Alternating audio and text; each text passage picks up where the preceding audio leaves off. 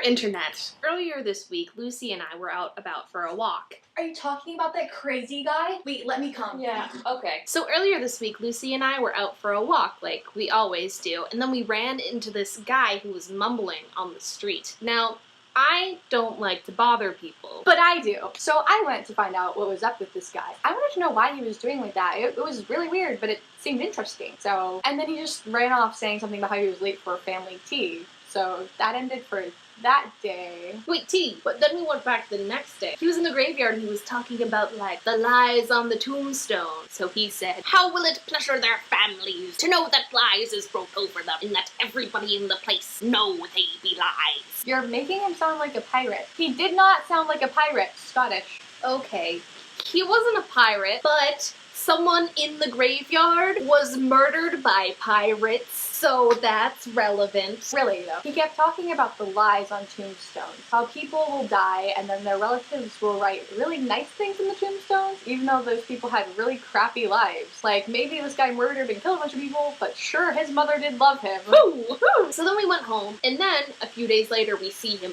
again. He's talking about this ship that he sees out in the water, and apparently it's being knocked around quite a bit. Okay, Mina, but the really weird thing, that newspaper. Well, about that ship and that newspaper. So the next week this strange newspaper article comes out, and it's talking about this ship. It washed up into the harbor and it was completely abandoned except for this one dead guy that was tied to the steering wheel. And upon the ship landing in the harbor, a dog runs out of the ship. And the weird thing is that they had an interview from that guy that we were talking to. It's the 21st century. Why are there still ghost ships? Why? I don't know. Now we just have a stray dog running around your university. Cujo! What happened to the crew? I don't think a dog killed the crew, Lucy. So now Whitby is holding a vigil for that mysterious crew. I told you these videos would get interesting. See you soon, Internet!